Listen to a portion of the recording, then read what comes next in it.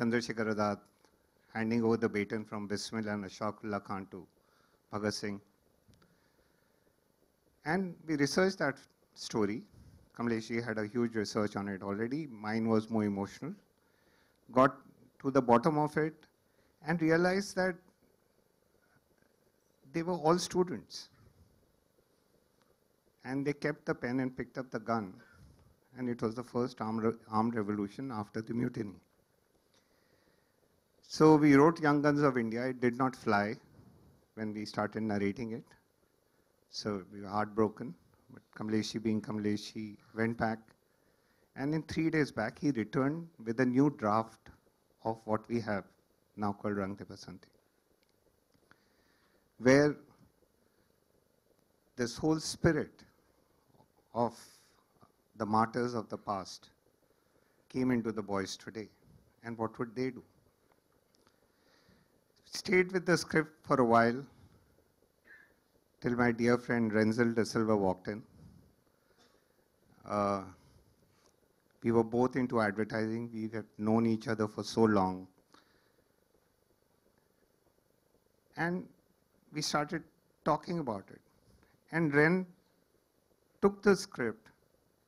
You know, screenplays are never written. They're always rewritten. That's how movies are made. He took the script and turned it around on his head, started juxtaposing past and present in a way which had never been seen on Indian screen. And suddenly the characters were talking like in day-to-day language. There were no more dialogues. And we really didn't know whether it was right or wrong or what was going on. But it felt correct. And then came in Prasunji. Prasunji came with, you know, a lot of gold dust in his pocket. एक झोला लेके आए थे जिसमें gold dust था. And he kept sprinkling it all over, like this. And suddenly, the script had a golden sheen over it. And it had a voice. And the voice of Rang De Basanti. I'm missing AR very much. He was to come, but AR being AR is, you know AR. Yeah. Most probably he'll land up in the house in the night and stuff like that. He was the first one to confirm, and he'll be the last one to come in. अभी अभी हुआ यकी के आग है मुझ में कहीं, सुबह हुई मैं जल गया, सूरज को मैं निगल गया, रूबरू रोशनी. ये प्रसन्न जी का जादू था. I would now request Kamlesh ji, Renzel, and Prasun ji to please step up and share. Guys, the pillars behind Rang De Basanti, not for them, there is no Rang De Basanti. You have to get your own mics. Good evening. Rakesh ने मैंने एक film की थी अक्स, और उसके बाद क्या करना कुछ समझ में नहीं आ रहा था. तो एक स्क्रिप्ट समझौता एक्सप्रेस हम काम कर रहे थे और बात कुछ बन नहीं रही थी, वो भी शेल्व हो गई किसी वजह से. फिर मुझसे पूछा कुछ और है क्या माल, कुछ और माल है क्या दुकान में. तो मेरे पास ये कहानी थी जिसका नाम उस वक्त आहुति था, बसंती नहीं था. इस फिल्म का नाम कई बार चेंज हुआ है. पहले आहुति था, फिर हमें लगा बहुत ओल्ड फैशन है, आहुति 40s 50s की फिल्म लगती है. फिर वो यंग गन्स ऑफ 30s ऐसा कुछ नाम रखा गया. बोला ये तो कुछ हॉलीवुड जैसा लग रहा है. फिर बाद में जाके रंग दे बसंती जब नाम हुआ, मैं लोगों से शेयर करता हूँ कि जब स्क्रिप्ट घूम रही थी बाज़ार में विद प्रोड्यूसर्स, कई जो लोग थे पूछते थे कि बसंती का रोल कौन कर रहा है. ये जुमला जो है ये हमारी इंडस्ट्री की पहचान है. और मैं मजाक में कहता क्योंकि वो दोस्ती थे, फिल्म इंडस्ट्री के दोस्ती थे. मैंने कहा था ईशा देओल से बात चल रही है क्योंकि ये फिल्म जो है शोले का रीमेक है बसंती के पॉइंट ऑफ व्यू से. बोले perfect, what an idea sir ji, आप ही कर सकते हैं शोले का रीमेक बसंती के पॉइंट ऑफ व्यू से. अमेजिंग. एनीवे, जोक से पार्ट.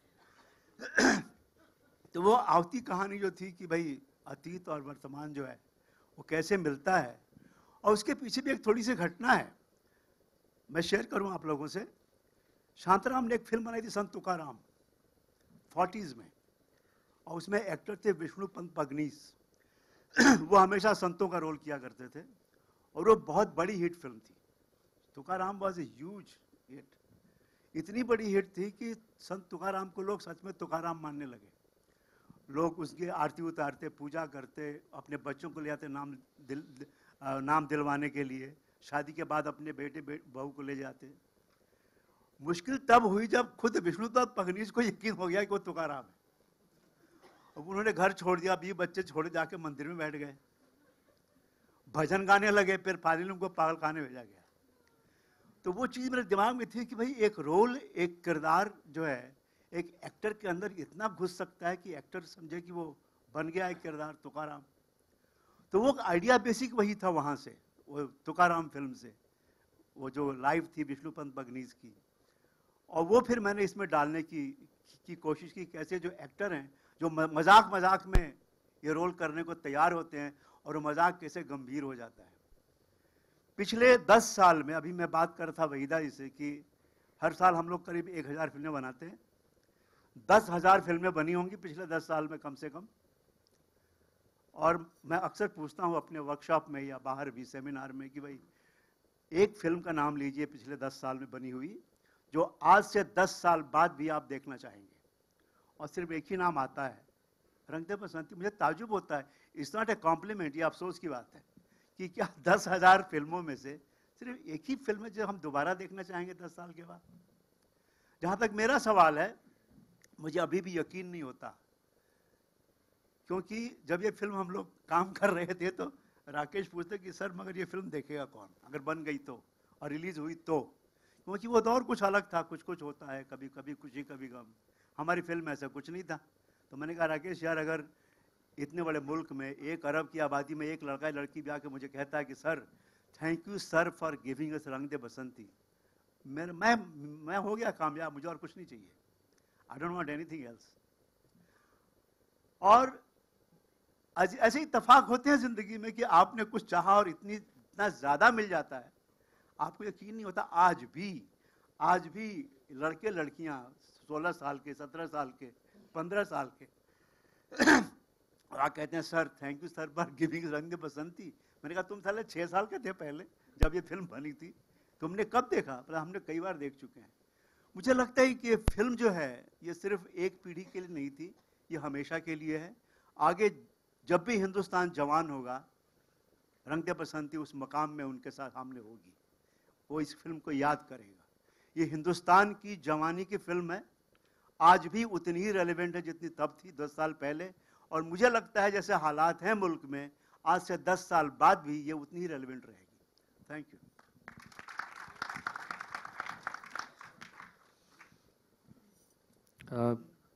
कमलेश जी ने बहुत बात कह दी है। No, I think this film will always stay special for me. बहुत सी चीज़ें मैंने पहली बार की इस फिल्म में। राकेश जी और मैं बहुत पहले से वही एक एडवर्टाइजिंग के वर्ल्ड से जुड़े हुए थे, तो बात करते रहते साथ में कुछ करना है, और कॉफ़ी पी के फिर हम निकल जाते थे। तो ये एक ऐसा प्लेटफॉर्म मिला जहाँ पर हम सच में जो कहते थे, जो बातें करते थे, वो कर पाए। तो उसके लिए मैं हमेशा राकेश जी का शुक्रगुजार रहूँगा, जीवन पर्यंत रहूँगा कि ऐसा मौका आया जहाँ पर हम जो हम ख्याली है उसको एक वजूद भी दे पाए। उसके बाद I was writing ads for Amir, who I think felt that I should write dialogues also. तो आमिर मुझे याद है, हम लोग एक out of the blue restaurant है, वहाँ पे हम लोग थे, तो he was there and he said आप डायलॉग क्यों नहीं लिखते इस फिल्म के also. So then I started that also with this film. और बहुत सी चीज़ें पहली बार की, और ख़ुद को बहुत टटोला, बहुत कुछ टटोला, बहुत कुछ था अंदर जो शायद इस फिल्म की वजह से कह पाए, अभिव्यक्त कर पाया। मैं अभी कुछ दिन पहले एक ऐसी अपनी एक पोएम देख रहा था, मैंने रंग दे बसंती की बहुत बात लिखी, और जब आप बात कर रहे थे और राकेश जी आप जब बात कर रहे थे यंग गन्स की, तो मुझे सडनली याद आया कि आमिर, ये शायद आपने सुनी हो पर मैंने बहुत बाद में लिखी है। रंग दे बसंती का जो जिसे कहते हैं उसके कण कब तक जिंदा रहे मेरे अंदर, कि लोग कहते हैं लोग गलत रास्ते पे निकल जाते हैं, बंदूक उठा लेते हैं, कि बारूद जब बच्चा था तब तितली पकड़ता था, बारूद जब बच्चा था तब तितली पकड़ता था, वो अंबिया भी चुराता था, पतंगों पर झगड़ता था। बारूद जब बच्चा था तब तितली पकड़ता था, वो अंबिया भी चुराता था, पतंगों पर झगड़ता था। अगर तुम उसका मांझा लूटते वो कुछ नहीं कहता, अगर तुम उसका मांझा लूटते वो कुछ नहीं कहता, थोड़ा नाराज तो होता मगर वो फिर भी खुश रहता। मगर धोखे से तुमने उसका बचपन भी तो लूटा है, मगर धोखे से तुमने उसका बचपन भी तो लूटा है। जरा देखो तो उसकी आंख में वो कब से रूठा है। जुगनुओं की रोशनी में दिल लगाने दो उसे, धूप के सिक्के उठाकर गुनगुनाने दो उसे, बैंगनी कंचे हथेली पर सजाने दो उसे। बारूद जब बच्चा था तब तितली पकड़ता था। ये कड़ है, ये बहुत बात भी लिखी हुई मेरी रचना है, लेकिन रंग दे बसंती अभी अभी हुआ यकीन कि आ गए मुझ में कहीं, वहां से वो सफर कहीं ऐसा निकला। और क्या होता है जब बच्चा होता है, कोई फिल्म जब भी लॉन्च होती है, मैं देखता हूं कि उसको शैशव काल जिसे कहते हैं हिंदी में, बेबी होता है उस वक्त, उसको सब प्यार करते हैं, सब लोग उसके लिए प्रोटेक्टिव होते हैं, उस फिल्म के लिए, उस बच्चे के लिए। उसकी आंखें वल्नरेबल होती है। Nature has designed kids in a very special way. If you look, kids की जो आंखें भी होती है प्यार करने के लिए बनी है, उसको प्रोटेक्ट करने के लिए बनाया वो। when it's a baby, it's to be protected, but when it goes out in the world, उसके बाद वो अपने, अगर वो प्यार जीतता है, दिल जीतता है, तो अपनी हैसियत से जीतता है, अपने गुणों से जीतता है। वो फिल्म जो होती है, वो लोगों से, उन सब प्यार करने वालों से, वो राकेश मेहरा से, उस आमिर खान से, उस वहीदा जी से, सबसे आपसे वो निकल गई वो फिल्म बाहर। अब उन लोगों के बीच अपना वजूद, अपना अस्तित्व रखती है, और उस अस्तित्व को अगर लोग प्यार करते हैं तो वो उसकी वजह से प्यार करते हैं। वो किसी टैलेंट की वजह से या किसी शख्स ने बनाई थी या उस व्यक्ति ने उसको पुश किया था, इस वजह से याद नहीं रखी जाती। तो रंग दे बसंती का अपना एक वजूद है जो उसने हासिल किया जाके बाहर। और वो प्यार, बड़े ग्रोन अप आदमी को प्यार करना बड़ा मुश्किल होता है, उसके लिए इतना प्रोटेक्टिव नहीं होते। Nature has played its role and stepped out. You are on your own, you have to win hearts, and this film has done that. You can see that resonating today with people, and I would always be thankful. कितने गुण हैं इस film के। अभी आमिर और मैं रास्ते में बात करते हुए आ रहे थे, तो हम कह रहे थे कि, मैं कह रहा था कि एक गाना है लुक्का छुपी। जब ये गाना उस वक्त आया था, उस वक्त ये कहीं लूज कंट्रोल और रूबरू और खलबली के बीच कहीं एक मर्मर था, जिसे कहते हैं मर्मर होता है, एक हल्की आवाज होती है, जो कहीं एक बांसुरी की आवाज होती है जो ढोल की आवाज में सुनाई नहीं देती। वो एक ऐसी आवाज थी। लेकिन आज, उस दिन ए.आर. रहमान मुझसे कह रहे थे, और अभी थोड़ी देर पहले मैं, इनफैक्ट ही सेड कि मुझे आप अगर फेस टाइम कर सकते हैं तो I don't think that's possible, but I would have loved to have him here because I am missing A R. Rahman here. You know, किस तरह से ये गाना कंपोज हुआ था। राकेश जी, मैं और ए.आर. रहमान हम लोग बैठे थे, और ये गाना था नहीं फिल्म में, फिल्म शूट हो चुकी थी। बैकग्राउंड स्कोर के टाइम पे ये एक सीन था जिसमें वहीदा जी जो है वो चिता जल रही है और आप हैं, वहां पे बैकग्राउंड स्कोर था, और उस वक्त ये उन्होंने धुन बजाना शुरू की थी। And then I said, can it be possible कि ये बच्चा और माँ लुक्का छुपी का खेल खेल रहे हैं और बच्चा हमेशा के लिए छुप गया है, कभी नहीं ढूंढ सकती उसे ये। And then this song was born. एंड ये आज जब लोग बात करते हैं तो लुक्का छुपी की बात करते हैं। शायद वो चीजें, वो गुण, वो attributes, those attributes which were lost are known to people today. I think that's the power of the narrative, the power of everyone in this room. I'm really always going to be grateful that I got this opportunity. To Amir and to Rakesh ji and to everyone in this room, I'm really, really thankful.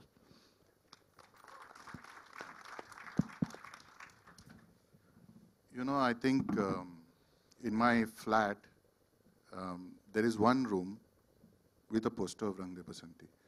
And since Rang De Basanti, it's been 10 years, I've tried to put a poster of another film up.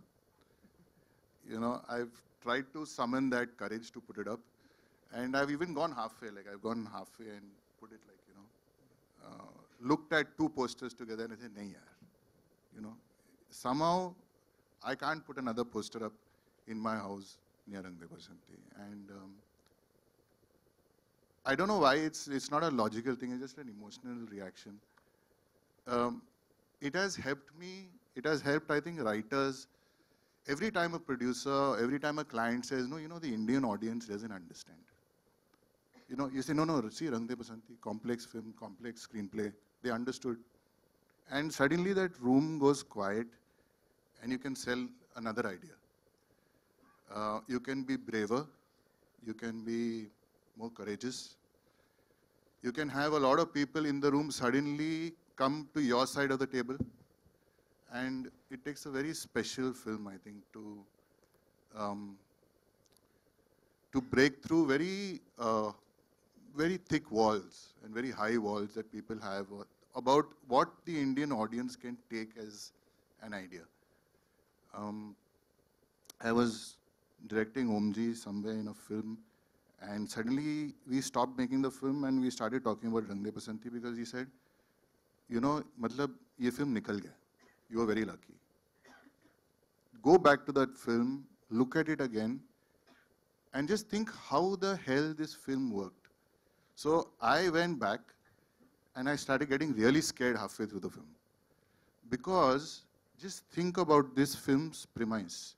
There's a British girl who comes to India and makes friends with these guys and convinces them to do a film about the young guns of India. And in the process of doing the film, now you can understand how complex it gets, they suddenly become the characters and then they all die.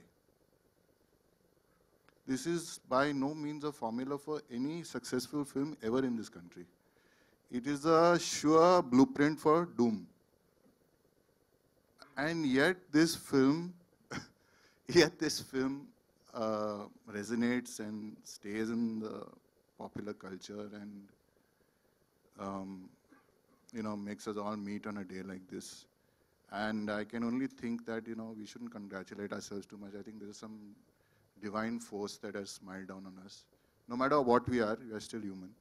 But this film seems to have got some magic, some power that still makes it talk to an audience, move an audience, and makes that audience hold it in very high esteem. I couldn't be prouder.